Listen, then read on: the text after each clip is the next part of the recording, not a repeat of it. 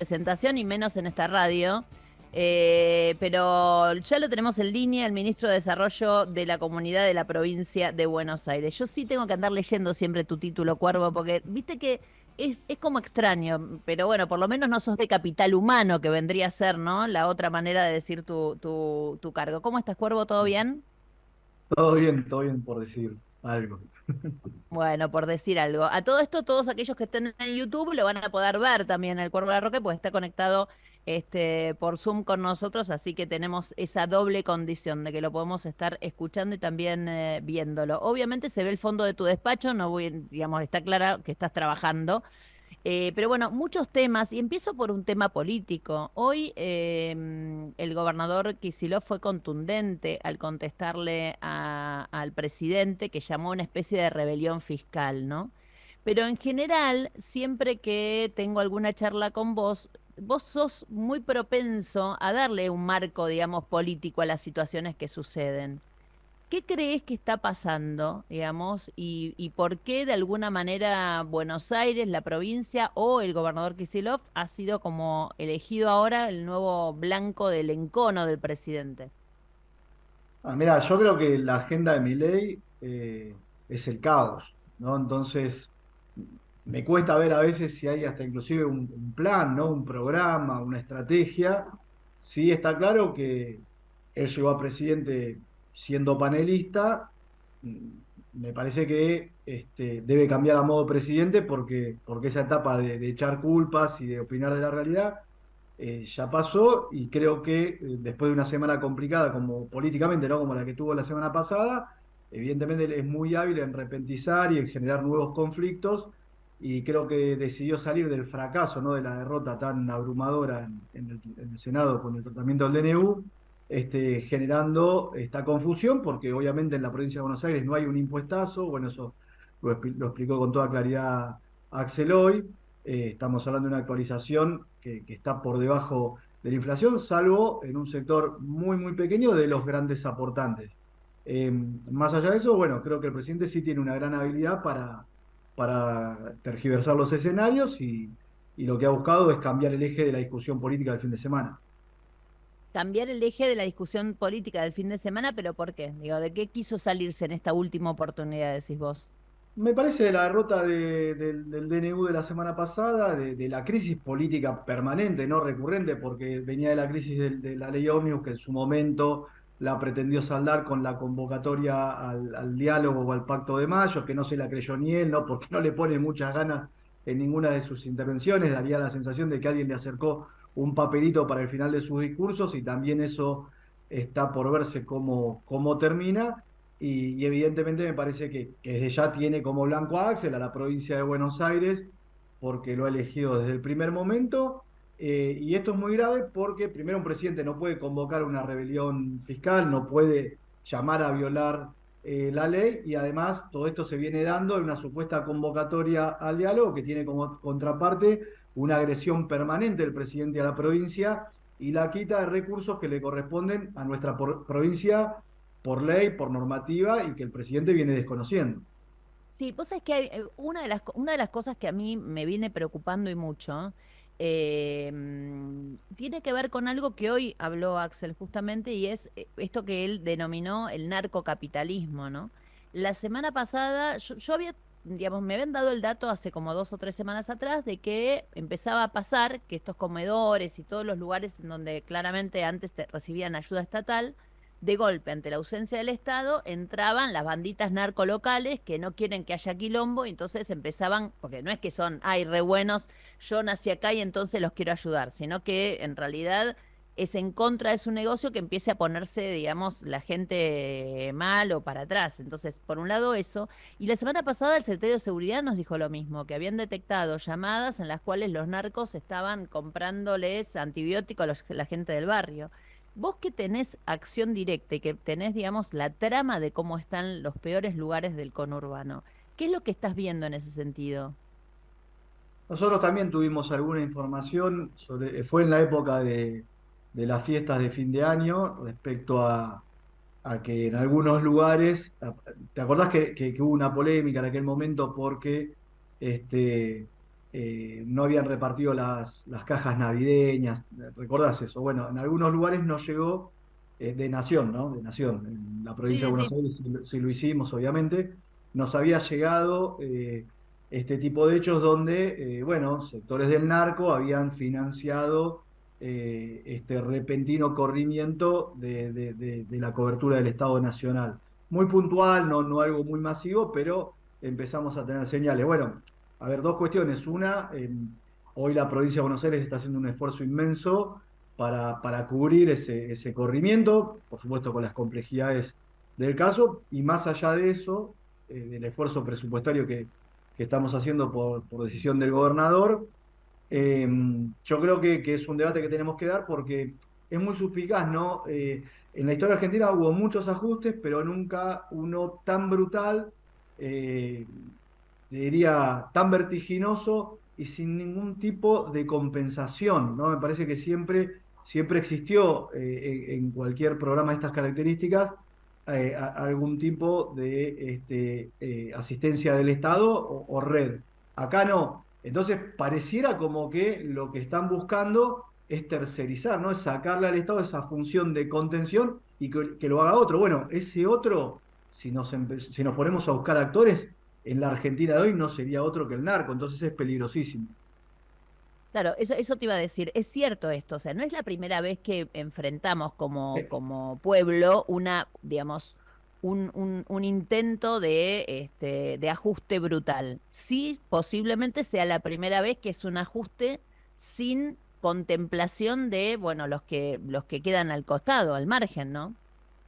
Por eso, para mí no es inocente, ¿no? Uno a priori diría, no, bueno, son indolentes. Bueno, sí, son indolentes, pero a la vez yo creo que acá hay un matiz político y tiene que ver, si nosotros vamos al caso de Rosario, ¿cómo fue la situación allá?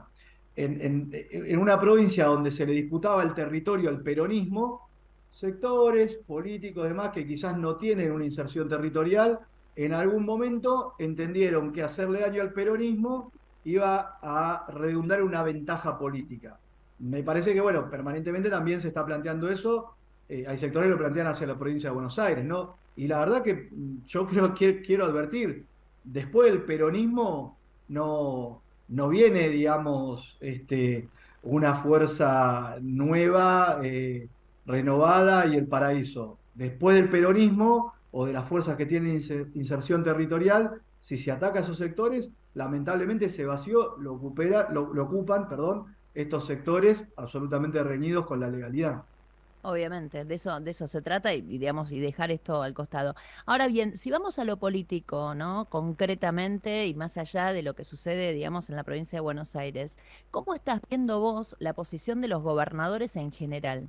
Porque digo, los gobernadores finalmente tuvieron un momento cumbre, que es cuando fueron convocados a este pacto, hicieron una primera reunión, yo calculo que habrás hablado con Axel y con los demás, digamos, pero digo, están también ante una especie de trampa, ¿no? O sea, trampa, digo yo, en función de necesitan inexorablemente negociar con el gobierno nacional los, digamos, puntos de coparticipación y todo lo que venga, pero por otro lado, digamos, el gobierno los sienta, pero no les cede. Mira, es un bloque heterogéneo que va encontrando algunos puntos en común fuertes. O sea, de la reunión, lo que yo tengo de aquella reunión con Pose y con Francos, es que la verdad que todos se fueron con sabor a poco, hubo tensiones muy fuertes con temas particulares, salió el tema de ganancias, la Patagonia se plantó de manera muy firme, lógicamente, porque afecta prácticamente a casi la totalidad de los trabajadores patagónicos. Después hubo distintos planteos, bueno, Axel hizo el suyo, Zamora de Santiago del Estero, bueno, tengo referencias que cada gobernador hacía su planteo quizás algunos más general, otros más particulares. A mí me parece, frente al nivel de agresión que está planteando el gobierno de Milei, esos puntos con el correr del tiempo se van a ir acrecentando y sin ir más lejos, después de esa reunión de convocatoria al diálogo, vino la sesión de DNU, donde me parece el resultado fue Medio categórico. contundente. Claro, hay que ver cómo continúa. Me parece que obviamente hay sectores que no están a gusto en una posición de tensión, ¿no? de choque con el gobierno nacional, pero es el gobierno nacional el que los obliga y que los pone en ese lugar. Veremos cómo se desarrolla la política del presidente y del gobierno para ver cómo se sigue ordenando o reordenando ese bloque. Obviamente. Cuervo, yo sé que faltan años, ¿no? Pero viste que las elecciones son el año que viene, inexorablemente, y de alguna manera yo noto, digamos, que el gobierno también se encamina hacia ciertas cosas. Por ejemplo, hoy el enemigo número uno de estas 48 horas, porque no duran más que 48 horas los nuevos enemigos, es Axel Kicillof. Pero también hay otro que es, en este caso, el presidente del radicalismo, ¿no? Y en ese sentido, ¿cómo ves vos el camino hacia el próximo año? Primero, por una convocatoria que hay ahora para el PJ, Gildo Infran digamos, llamado a una reflexión y a que se junte la convención, ¿crees? No, no, convención no, no me acuerdo cómo llaman. Congreso, El Congreso. Congreso, ahí está. Me quedé con los radicales. Pero digo, claramente yo noto que empieza a haber una especie de convergencia entre el peronismo y el radicalismo, por lo menos un tipo de radicalismo. No sé, viste, qué va a quedar del radicalismo, pero ¿cómo ves vos esto hacia adelante? Yo creo que Milei significa un parteaguas en la política contemporánea argentina, ¿no? Creo que es un fenómeno que ha puesto en crisis a todo el sistema político, al peronismo también, obviamente en particular. Nosotros venimos de gobernar y el desenlace fue esta situación. Evidentemente hay muchas discusiones por dar y creo también que esto genera una redefinición del mapa político que no va a ser inmediata, que por supuesto va a ser progresiva, paulatina, y donde se van a ir reencontrando diversos sectores por ahí cuestiones vitales como la soberanía, el federalismo, la democracia, ni hablar, ¿no? De los temas, y podríamos seguir enumerando temas que son muy sensibles y que van generando puntos de encuentro en distintos sectores políticos en la historia reciente, por ideología, por pragmatismo, por oportunismo, seguramente estuvieron en posiciones distintas. Pero bueno, me parece que llegado a este límite hay que volver a recomponer el sistema político argentino de cara a lo que es una feroz agresión de un gobierno que pareciera muchas veces no hacerlo desde el interior, o sea, desde nuestro país, sino escindido de la realidad que nos toca atravesar. Entonces me parece que vamos a una redefinición del sistema político. Y ahí viene el segundo tema, que es que hay también una divisoria de aguas interna en el gobierno, que es la siguiente. Hasta ahora, digamos, se hablaba de la vicepresidenta como la persona que junto a Macri casi le respiraba en la nuca a Milei, ¿no? O sea, así se venía contando, que se habían reunido, etcétera. Es más, digamos, la aprehensión del propio Milei, yo creo que parte de la base de muchas de estas situaciones, pero empiezo a escuchar dentro del propio peronismo a gente que, y a simple vista también, digo, uno se queda con Milei antes que con alguien que viene, digamos así, de la reivindicación de la dictadura. Pero también hay quienes empiezan a decir, bueno, pero por lo menos, y esta es la manera que lo dicen, esto es comillas, pero por lo menos Victoria Villarroel es más nacionalista. ¿Vos ves una, digamos, una diferencia entre uno y otro? No, no, la verdad que, a ver, en el caso particular de lo que ocurrió el otro día, me parece que ella estaba comprometida hasta en términos personales por su función y no tenía ningún margen y decidió preservarse frente a lo que le estaban exigiendo y hasta incluso frente a las amenazas, ¿no? Que se activaron vía redes y demás. Pero yo creo que eso es un dispositivo conjunto, no veo diferencias sustanciales que ameriten decir que hay, digamos, una alternativa política dentro de ese núcleo, ¿no? Porque finalmente estamos hablando de un espacio muy chico y en ese sentido yo no abonaría esperanzas de ese lugar. Decir otra cosa, Cuervo, hablando del peronismo específicamente, ¿no? Gildo Infran llama y convoca a este congreso, algunos hablan de algunas cosas, de otra, pero digo, el peronismo tiene que repensarse desde un montón de lugares. También tiene que repensarse desde todos aquellos que se fueron para ver si quieren volver. Para vos, Sí, Pichetto tendría que estar de nuevo adentro y otros más, otros cuantos más. sí, por supuesto. Yo creo que acá hay que conformar un gran frente soberano que pueda ponerle límite a la locura de Milei. Eso significa empezar por nuestro propio espacio político, es el peronismo, y eso implica estar predispuesto para todos los debates, y esos debates deben ser con todos los sectores y sectores, ¿no? Obviamente del universo del peronismo y después, por supuesto, de lo que siempre ha sido esa estructura frentista que el peronismo ha generado, convocado y participado. Yo no le tengo temor, me parece que si llegamos a este punto es porque lógicamente no se han hecho las cosas bien. Todos tendremos nuestra cuota parte de responsabilidad, pero creo que hay que abandonar esa tosudez de creer que siempre se ha tenido razón si los resultados demuestran lo contrario. ¿Y qué lugar le ves a Cristina? Vos fuiste de aquellos que intentó hasta último momento que Cristina fuera candidata, y no lo lograste. Y así quedó. Pero digo, ¿qué rol le ves? No, yo creo que ella naturalmente es una referencia, su voz es escuchada, ni hablar la trascendencia, la dimensión que tiene el corazón del pueblo argentino. Me parece que entre las circunstancias y las definiciones que ella fue tomando, quizás no está hoy en los lugares de primera línea en términos de coyuntura, pero siempre creo que es una figura que está para sumar y para aportar. ¿Y qué pasa con el peronismo en la provincia de Buenos Aires? Bien, creo que está movilizado, me parece que obviamente hoy está la defensa de la gestión de Axel. Creo que el fin de semana, con todo lo que ocurrió, sacó un comunicado muy importante, y yo lo que creo siempre, a veces en el peronismo, una cosa es la estructura partidaria y otra cosa es el movimiento o el peronismo en general.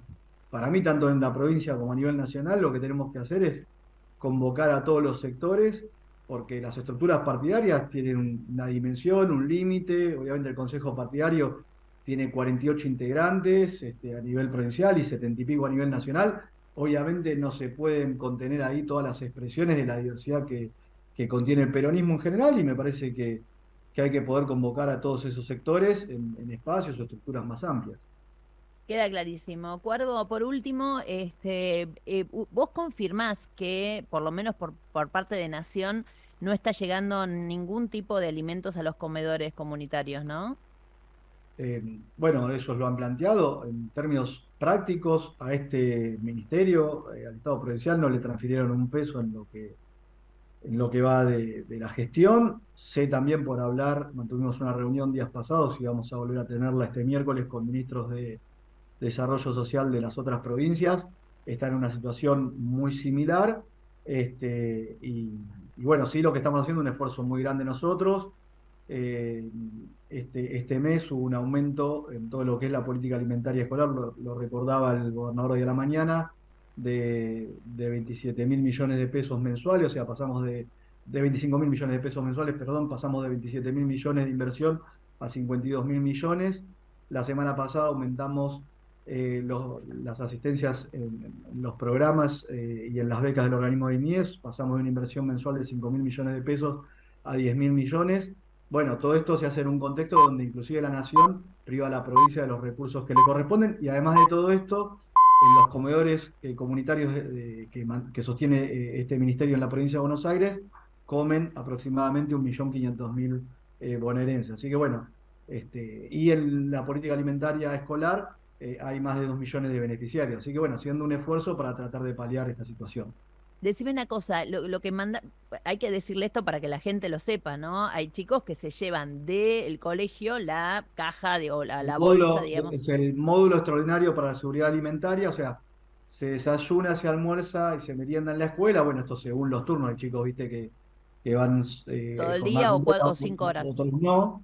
Y a la vez se les entrega un módulo que es para llevar a su casa. Eso surgió en la pandemia porque no podía haber presencialidad y no se podía cocinar en la escuela. Después decidimos sostenerlo, es un esfuerzo presupuestario inmenso. O sea, para que te des una idea, nosotros, Axel, el gobierno provincial, invierte en esta política 52.000 millones de pesos mensuales.